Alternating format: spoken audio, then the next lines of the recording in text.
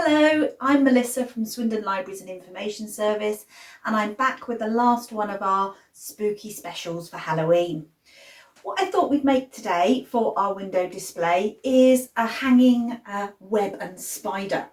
Okay, so look really good if you were to hang this in your front window, as perhaps trick-or-treating isn't quite such a thing this year. Okay, so this one I've just used some packaging cardboard. Okay, and I've cut out 2 circles and then popped my spider on. I'm going to show you how to do that in a minute. You could also use a paper plate if you wanted to, if you had any of those left over in your cupboard somewhere. Okay, so it's always a bit tricky to get sort of started with cutting out the middle. So if you just use something like a bamboo skewer, okay, and that will make you a big enough hole to get your scissors in. Okay,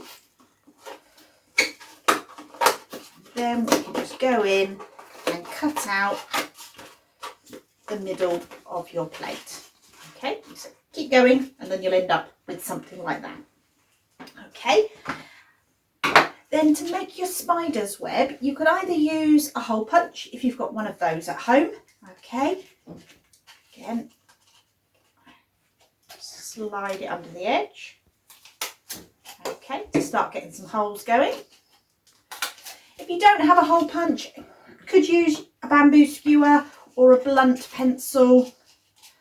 And I'm just doing these holes not really very regularly because that's the effect I want to try and get.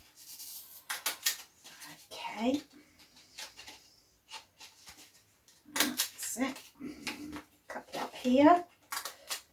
Now, could be that you do a traditional cobweb, spider's web with white wool, if that's what you've got at home, or white string. But because we've done some colourful things for our spooky window display already, I thought it might be quite fun to use some bright coloured wool. So that's what I've done, is I've got orange wool and I picked out the orange in my spider. Okay, so if we just grab our wool, I'm going to pull off a length because it's easier than handling the whole ball. Okay, and grab a little bit of sticky tape so that I can tape it to the back. Okay, try not to stick myself to the tablecloth. Okay, let's do my tape. Okay. Oops, drop my wool.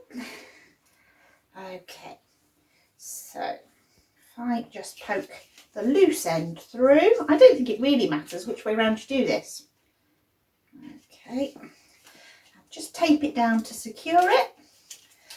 Okay, so I'm using nice bright red wool. You could, if you wanted to pick up on some of this year's rainbow theme, use different colour wool going across. So you could have red and yellow. Okay, so just go across like that. You can either go in and out of the hole in the plate or not. Entirely up to you. That's what makes craft fun. Okay. So I'm just crossing back and forwards to get that web. Okay. Might be fun to trail the wool in some glitter because that would then catch the light. Okay, so if I go across here.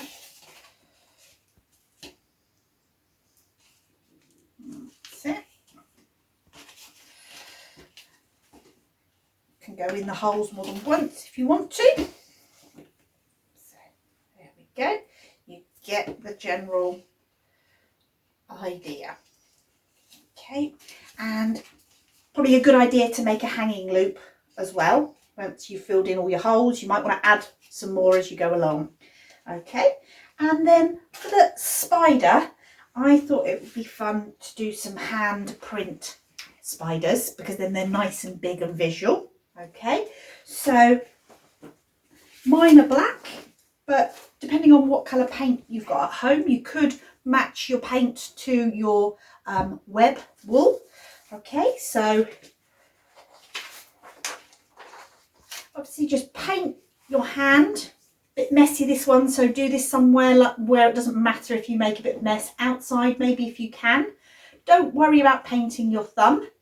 Put your hand down, okay, and then down.